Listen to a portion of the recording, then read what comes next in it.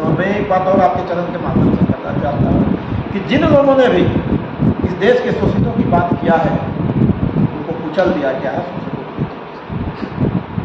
जगदेव बाबू शोषितों की बात किए, गोली से बात नहीं।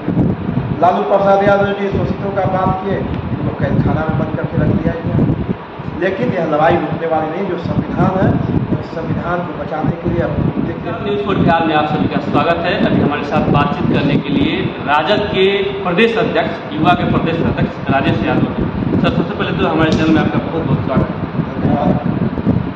सर, आज आप छपरा के सर्किट हाउस में ठहरे हुए थे और आप सभी जिला का लगभग भ्रमण कर चुके हैं और कर रहे हैं। अभी आप जो भ्रमण कर रहे हैं, ग्राम चौपाल लगा रहे हैं, इसका उद्देश्य क्या है? आखिर ये क्यों कर रहे हैं? देखिए, ग्राम चौपाल इसलिए लगाया जा रहा है कि ग्राम चौपाल में जो हमारे मुद्दे हैं, मुद्दों को लेकर जो राष्ट्रीय जनता दल लोगों के बीच केंद्र सरकार से देश भर में जाति जनगणना की मांग, बढ़ती हुई महंगाई। अगर महंगाई बढ़ती है तो उसे कौन परेशान है? उसे समाज के दलित, अति पिछड़ा, गरीब, शोषित, वंचित वर्ग परेशान है। इनको कैसे छुटकारा दिलाया जाए इस महंगाई से? बेरोजगारी अब चरम सीमा पर है। बेरोजगारों का फौज खड़ा है, लेकिन इस बेरोजगारी से पिसते कौन है? समझने में सब नहीं पिसता है कि समाज का दलित, पिछड़ा, अति पिछड़ा, वंचित, समाज के लोग को ही रोजगार चाहिए। उन लोगों को रोजगार नहीं चाहिए जो इस देश के संपत्ति को कब्जा करके बैठे हुए हैं। इसलिए बेरोजगारी का सवाल है।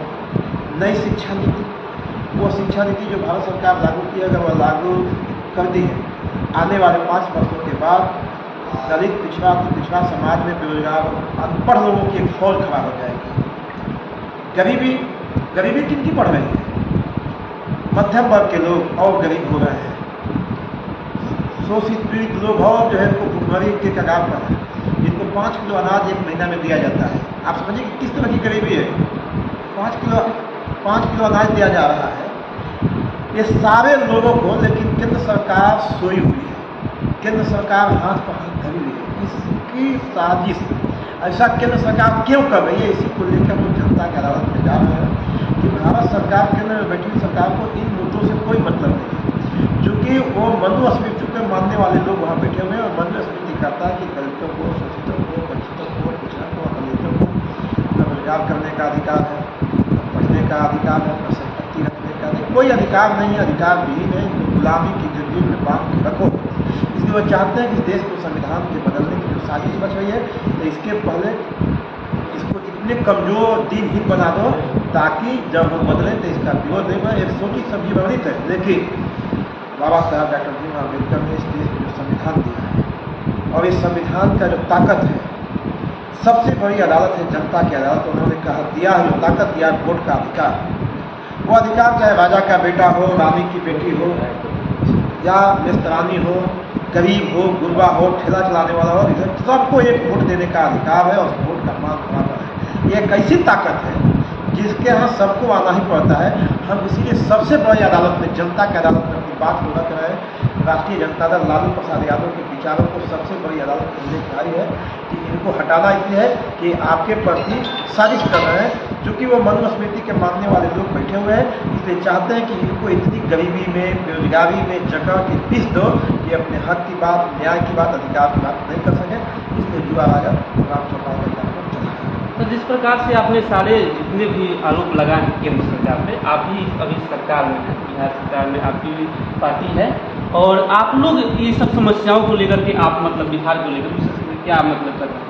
देखिए, एक बात समझिए, सरकार तो होती है केंद्र की, इस बात को समझ लीजिए कि आप पत्रकार है, जानना भी चाहिए। लेकिन एक व्यवस्था चलाने के लिए भी राज्य सरकारें होती है और राज्य सरकारों के अंदर जितनी दायित्व है जो उनके अंदर आता है, आप देखे होंगे, आप भी इसी बिहार में रहते हैं। भारतीय जनता पार्टी 15 वर्षों से इस बिहार में थी, लेकिन उनको रोजगार से कोई मतलब, रस उनको मतलब नहीं था कि रोजगार भी दिया जाए।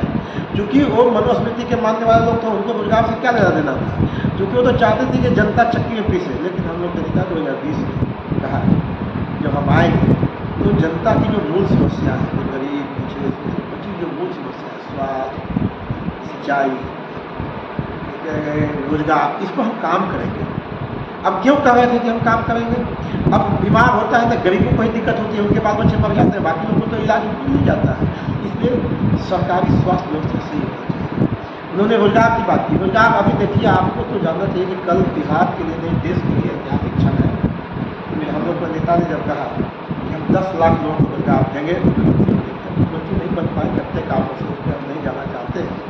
लेकिन बिहार की परिस्थितियाँ बदली और अब यहाँ महागठबंधन की जब सरकार बनी तो उन्होंने अपने एजेंडे पर काम करना यह सरकार शुरू की और आज आपको साल भर के अंदर परिणाम दिखाई दे रहा है। एक दिन में 2 महीना 60 दिन के अंदर वैकेंसी निकला, परीक्षा परिणाम और नियुक्ति सब हो गया। यानी उन्होंने जो अपने लोगों से वादा किया उस वादे पर हम नहीं करेंगे पूरा हो गया है, लेकिन उस वादे पर चलने का काम उन्होंने कर दिया, बखूबी चल रहे हैं। आप उन्होंने टोला सेवक का तो चलते चलते आपसे एक चीज़ और जानना चाहेंगे कि आप लगभग बिहार के सभी जिलों का दौरा कर चुके हैं और सभी जिलों का जब आप दौरा किए हैं तो उस दरमियान आपने क्या कॉमन पाया? कॉमन पाया कि बेरोजगारी से लोग करा रहे हैं, इसमें केंद्र सरकार की कोई ध्यान नहीं है। महंगाई से लोग पीड़ित है, कोई ध्यान नहीं है। अब आप एक बात और समझिए, आप तो रहते हैं गाँव के इलाके में, दाल महंगा है, तेल महंगा है, मिर्चा महंगा है, सब्जी महंगा है, आलू प्याज सब महंगा है। जब हम लोग कहते हैं कि खाने पीने की महंगाई हो गई तो लोगों को लगता है कि महंगाई क्यों हुई, लेकिन जो उपज कर रहे हैं, जिस जहाँ उसकी फैक्ट्री है, जो किसान लगाते हैं, उनके चेहरे पर तो खुशहाली नहीं आती है। वो तो उसी हिसाब से बेचते हैं जो 20 साल पहले बेचते थे, जिस रेट में 30 साल पहले बेचते थे, लेकिन महंगाई आसमान में। इसमें है कौन? वो बिचौलिया हैं। और बिचौलिया कौन है? जो मध्यस्फीति के मानने वाले लोग हैं। वह इस महंगाई को बढ़ा के रखते हैं। क्यों बढ़ाते हैं इस पर समझ लीजिए। जब जब भाजपा आती है, RSS आता है, तभी महंगाई बढ़ता है। अन्यथा समाजवादी लोग महंगाई को काबू करके रखते हैं। महंगाई इसलिए बढ़ाते हैं ताकि गरीबों को, शोषितों को, मजदूरों को उनकी चक्की में पीस दिया जाए, इतना दीनहीन और कमजोर कर दिया जाए कि न न्याय की बात करें, न संविधान की बात करें, न अधिकार की बात करें। एक बहुत बड़ी साजिश इस देश को शोषितों के खिलाफ चल रही है। शोषक वर्गों को द्वारा हजारों वर्षों से चली आ रही है, कोई आज नई नहीं है, लेकिन लगातार इस लड़ाई को तोड़ा जाए, अभी भी तोड़ा जाएगा। सर एक चीज़ और लास्ट, चुनाव सामने 2024 में लोकसभा का, और लोकसभा चुनाव में बिहार में खास करके आप लोग अग्रणी भूमिका में रहे, ये जनता भी कह रही है, लोगों का मानना भी। इस बार जो लोकसभा का चुनाव होगा, इसमें क्या मतलब मुख्य एजेंडे होंगे आप लोगों? मुख्य एजेंडा होगा बेरोजगारी, गरीबी, महंगाई, लोगों के स्वास्थ्य सुविधा, यही सब एजेंडे होंगे जो कॉमन एजेंडे होंगे, लोगों के लिए होंगे, जिससे लोगों के जीवन में बेहतरी आए। गरीब, गुर्बे, दलित, अति पिछड़ा समाज का जो बेहतरी आए, यही हमारे एजेंडे होंगे। इसी एजेंडे पर जाएंगे। चेहरा कौन होगा? चेहरा आप हैं, इस देश का शोषित दलित पिछड़ा ही चेहरा है गठबंधन का। बहुत बहुत धन्यवाद। तो